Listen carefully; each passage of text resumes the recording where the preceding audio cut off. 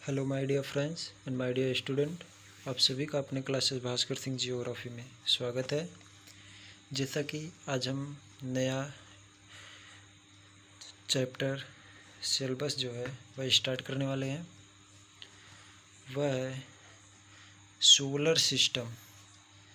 Solar system क्या है, lecture series 1 में हम देखेंगे। इसके बाद अगला वीडियो जो होगा वो भी इसी का पार्ट होगा। धीरे धीरे हम सिलेबस वाइज क्लास चलाएंगे। सोलर सिस्टम क्या है? सौर मंडल। सोलर सिस्टम को क्या कहते हैं? सौर मंडल। सौर मंडल का अभिप्राय सूर्य और उसके परिवार से है। सौर मंडल का केंद्र सूर्य होता है, जैसा कि आप सभी जानते हैं। और हमारे सौर मंडल में 8 ग्रह हैं, बौने ग्रह भी हैं, क्षुद्र ग्रह, उपग्रह, उल्का, धूमकेतु आदि सभी आकाशीय पिंड पाए जाते हैं। अब हम बारी बारी से देखेंगे कि उल्का पिंड क्या होता है, बौने ग्रह क्या होते हैं, ग्रह कौन कौन से हैं, आंतरिक ग्रह कौन सा है, बाहरी ग्रह कौन सा है, ये सब हम देखते हैं। जैसा कि आप लोगों को दिखा दें, यहाँ पे आप देख सकते हैं ग्रह कितने होते हैं? 8। आप सभी को पता होगा कि ग्रह कितने होते हैं। 8 ग्रह होते हैं। सीरियल बाई से एक बार हम फिर से सूर्य से सबसे नज़दीक से दूरी की ओर बढ़ते हुए क्रम में हम आप लोगों को बता रहे हैं ग्रह कौन कौन से हैं। पहला ग्रह है बुध, जिसे मरकरी कहते हैं। दूसरा है शुक्र। तीसरा है पृथ्वी। चौथा है मंगल। पांचवा है बृहस्पति। छठवां है शनि। सातवां है अरुण। और 8वां ग्रह है वरुण, नेपच्यून। उसके बाद है बौने ग्रह। बौने ग्रह भी देख लेते हैं।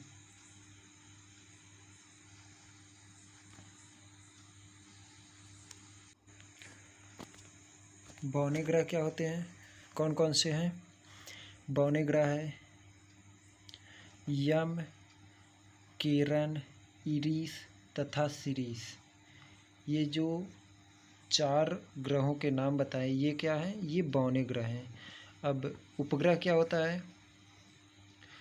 उपग्रह क्या होता है? विभिन्न ग्रहों के अब तक ज्ञात 100 से अधिक उपग्रह हैं। जैसे कि जो हमारा बृहस्पति है, इसके कई सारे उपग्रह हैं। पृथ्वी है, इसका उपग्रह चंद्रमा है, ये तो आप लोग जानते ही हैं। उसके बाद क्षुद्र ग्रह। एस्ट्रॉयड क्या होता है? मंगल तथा बृहस्पति की कक्षाओं के मध्य अनुमानतः 1 लाख क्षुद्र ग्रह हैं, जिसमें सीरिस, वेस्टा, इरोस, अपोलो तथा इकारस प्रमुख हैं। जो हमारा आप लोगों को हम दिखा रहे हैं, मंगल और बृहस्पति की कक्षाओं के मध्य दिखा दे रहे हैं आप लोगों को। मंगल और बृहस्पति यहाँ पे आप देख सकते हैं। ये देखिए मार्स मार्क कर दे रहे हैं हम एक बार।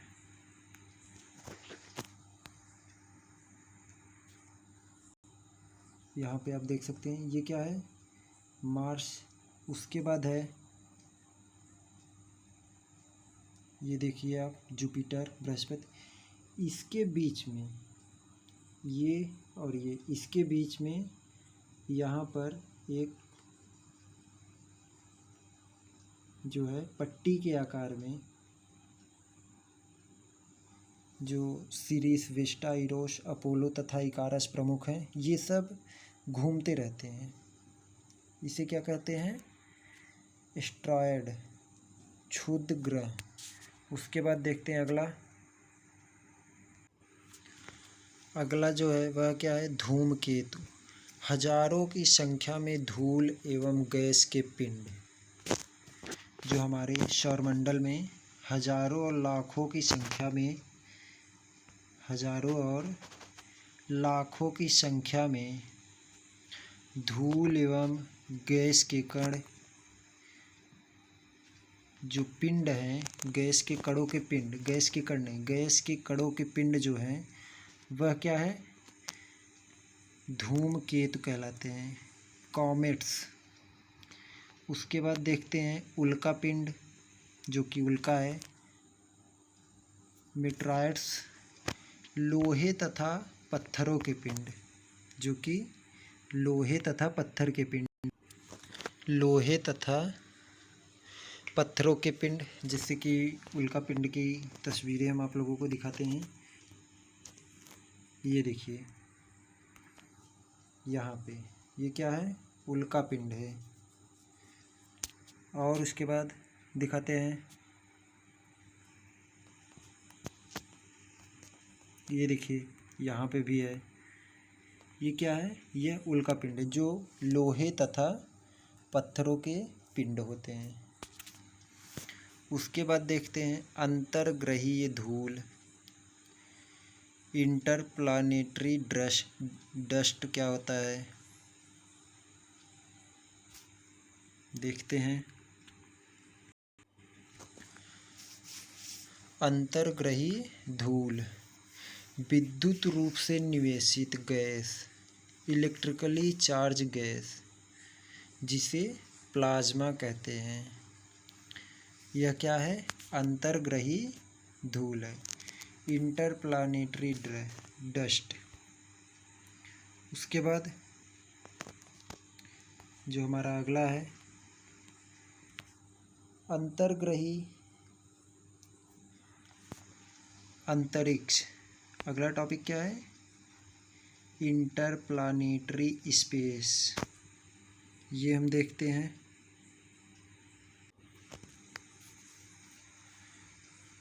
अंतर्ग्रहीय अंतरिक्ष क्या होता है, आयतन की दृष्टि से संपूर्ण सौर मंडल का एक रिक्त स्थान दृष्टिगोचर होता है। यह रिक्त स्थान ही अंतर्ग्रहीय माध्यम है, जो कि इंटरप्लानेटरी मीडियम है। इस रिक्त स्थान में ऊर्जा के विभिन्न रूप तथा अंतर्ग्रहीय धूल एवं अंतर्ग्रहीय गैस सम्मिलित हैं।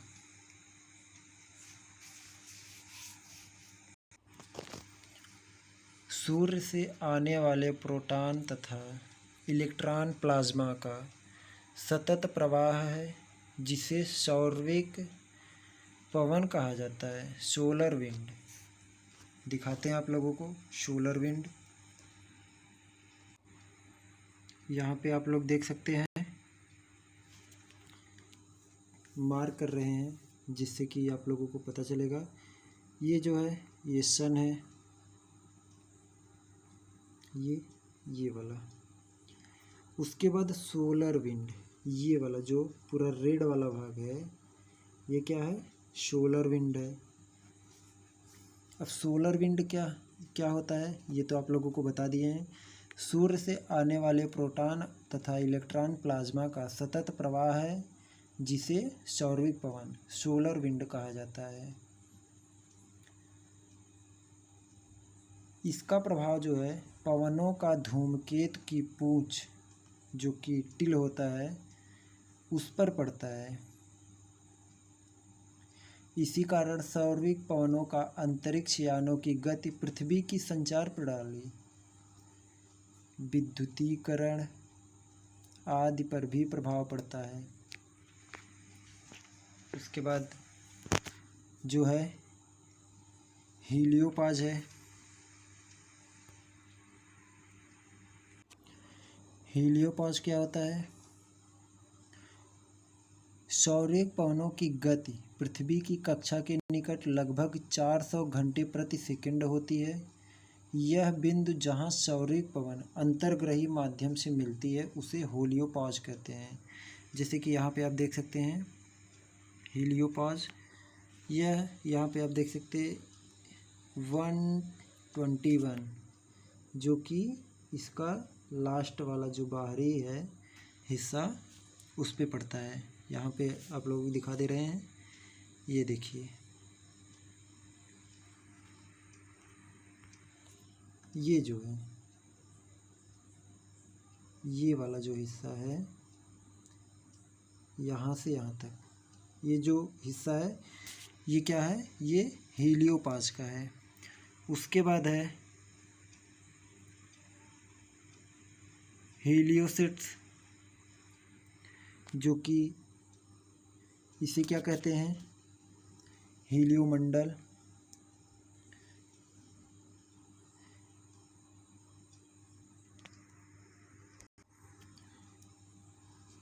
हीलियोमंडल क्या होता है, सूर्य का प्रभाव समाप्त जहाँ पे होता है हीलियोपाज की सीमा के भीतर, अंतरिक्ष जिसमें सूर्य तथा सूर्य का परिवार स्थित है उसे हीलियोमंडल कहते हैं। मतलब जो हमारा हीलियोपाज है ये सीमा इसके अंदर स्थित जहाँ सूर्य और उसके परिवार स्थित हैं। जैसा कि आप लोगों को थोड़ा जूम करके दिखाते हैं, यहाँ पे आप देख लीजिए हीलियोसिट्स।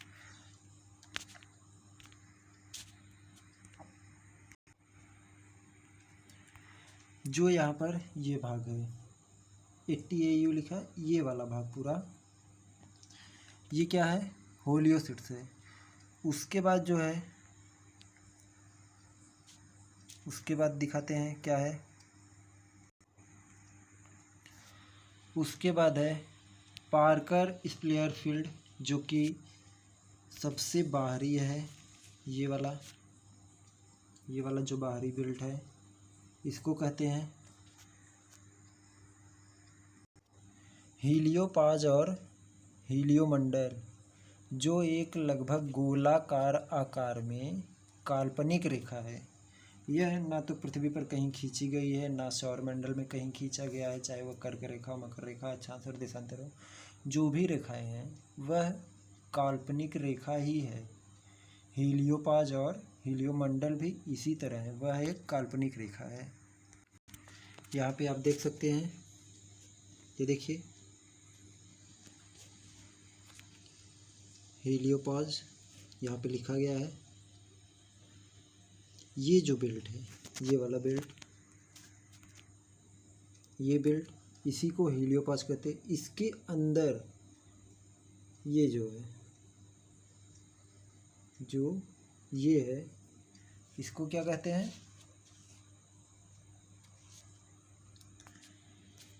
ये जो है। उसके बाद ये जो है इसे हीलियोमंडल कहते हैं, जो कि हीलियोपाज के अंदर ही स्थित है। और ये जो है आप देख सकते हैं, ये सौरयुग पवन है।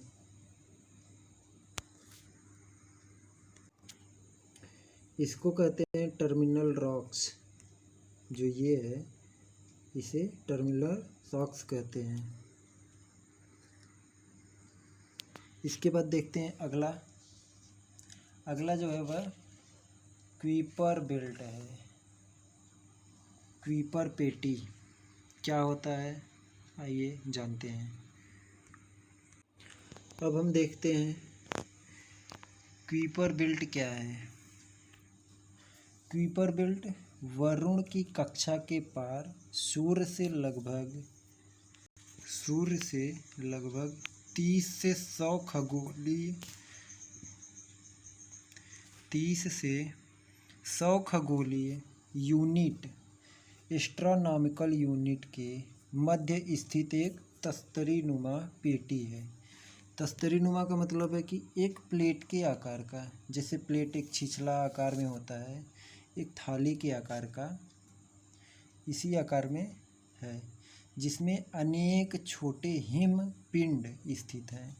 कौन से पिंड स्थित हैं, हिम पिंड।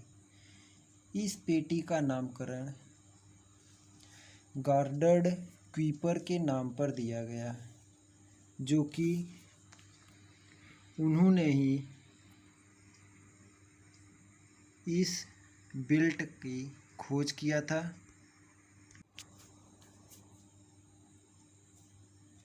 जिसने 1951 में इसकी खोज की थी।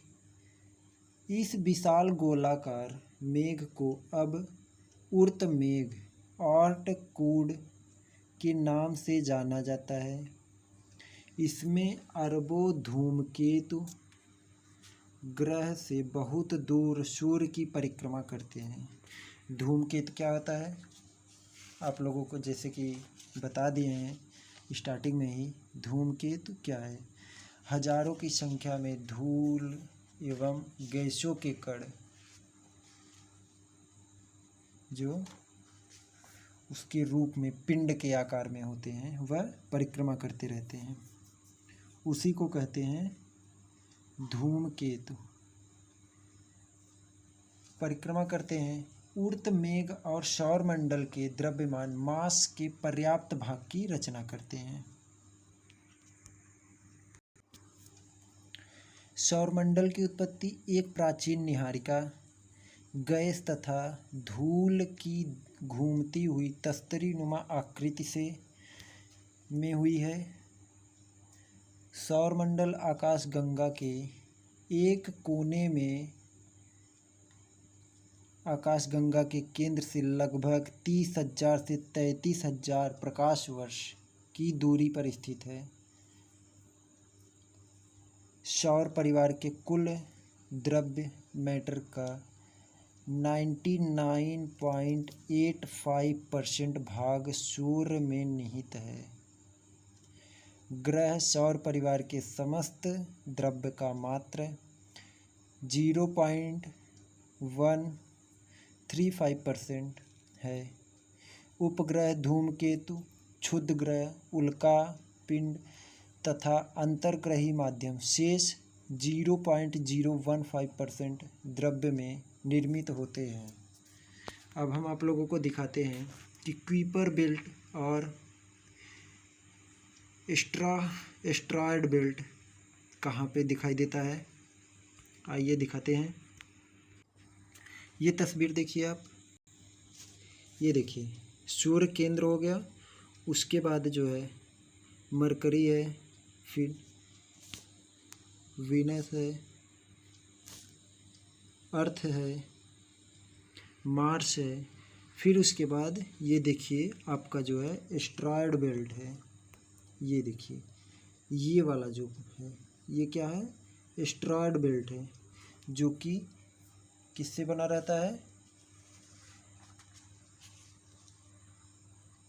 धूल और गैसों से, जो कि एक पिंड के रूप में बना रहता है। ये लाखों और हजारों की संख्या में होते हैं, ये सूर्य की परिक्रमा करते हैं।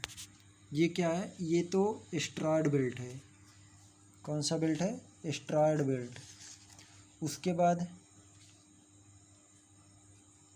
जो कि दूसरा है क्यूपर बेल्ट, वह देखते हैं। क्यूपर बेल्ट कहाँ पे है दिखाते हैं आप लोगों को। ये देखिए क्यूपर बेल्ट, जो ये बाहरी वाला बेल्ट है इसे क्या कहते हैं? क्यूपर बेल्ट कहते हैं। ये जो है इसे क्यूपर बेल्ट कहते हैं।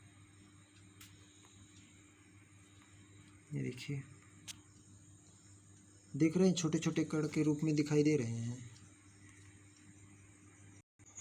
ग्रह भी दो प्रकार के पाए जाते हैं, एक आंतरिक ग्रह, दूसरा बाह्य ग्रह। आंतरिक ग्रह कौन कौन से हैं?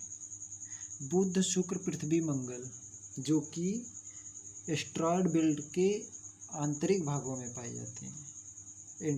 एस्ट्रॉयड बेल्ट जो होता है उस कक्षा के अंदर पाए जाने वाले ग्रह आंतरिक ग्रह होते हैं। जैसे कि आप लोग देख सकते हैं यह और ये पृथ्वी, ये सब क्या है? ये आंतरिक ग्रह हैं।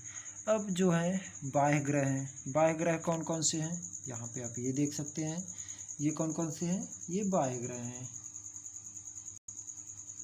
ये देखिए आंतरिक ग्रह और बाह्य ग्रह। आंतरिक ग्रह और बाह्य ग्रह का शॉर्टकट है, जो कि हम आप लोगों को डिस्क्रिप्शन में दे देंगे। शॉर्टकट्स क्या होता है, इसके पीडीएफ के लिए अगर वीडियो अच्छा लगे तो लाइक और सब्सक्राइब ज़रूर कीजिएगा, शेयर ज़रूर कीजिएगा। और इसके पीडीएफ के लिए हमारे टेलीग्राम चैनल ग्रुप को ज्वाइन कीजिए, वहाँ पे इसका पीडीएफ हम आपको प्रोवाइड कर देंगे, जो कि ग्रुप का लिंक नीचे डिस्क्रिप्शन में दिया रहेगा। आप लोग उस पर जाके ज्वाइन कर सकते हैं। उसके बाद आगे चलते हैं। आगे हमारा अगला टॉपिक जो है वह क्या है, सूर्य, सन, जो कि सूर्य तथा उसके पड़ोसी तारे सामान्यतः 250 किलोमीटर प्रति सेकंड की औसत की गति से आकाश गंगा के केंद्र के चारों ओर परिक्रमा करते हैं। जो हमारा सौरमंडल है उसमें सूर्य और जो उसके पड़ोसी तारे हैं वह 250 किलोमीटर 250 पर हावर्स वह क्या करते हैं, परिक्रमा करते हैं। इस दर से सूर्य 25 करोड़ वर्षों में आकाश गंगा का एक चक्कर पूरा करता है।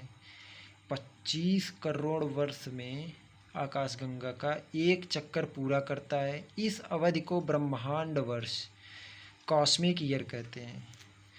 कॉस्मिक ईयर्स क्या है दिखाते हैं आप लोगों को।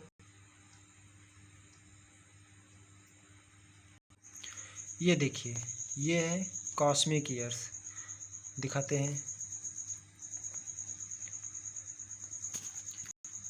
द कॉस्मिक कैलेंडर 25 करोड़ वर्ष के अंदर हुई आकाश गंगा में गतिविधियाँ, चाहे वह डायनासोर युग की हो या मनुष्य प्रजाति की हो, जो भी हुआ है पृथ्वी के ऊपर हमारे आकाश गंगा में हलचल, जो भी हलचलें हुई है वो सब इस कैलेंडर के मध्य आप देख सकते हैं।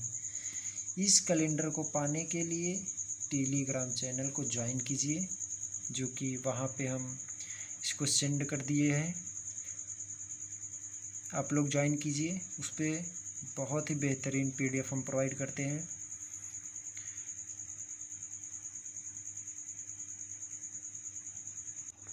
इसके बाद जो हमारा अगला टॉपिक है वह अगले वीडियो लेक्चर सीरीज में चलेगा। अगला वीडियो लेक्चर सीरीज देखने के लिए चैनल को सब्सक्राइब कीजिए, बेल आइकन पर प्रेस कीजिए, जिससे कि हमारा वीडियो आपके पास सबसे पहले पहुंचे।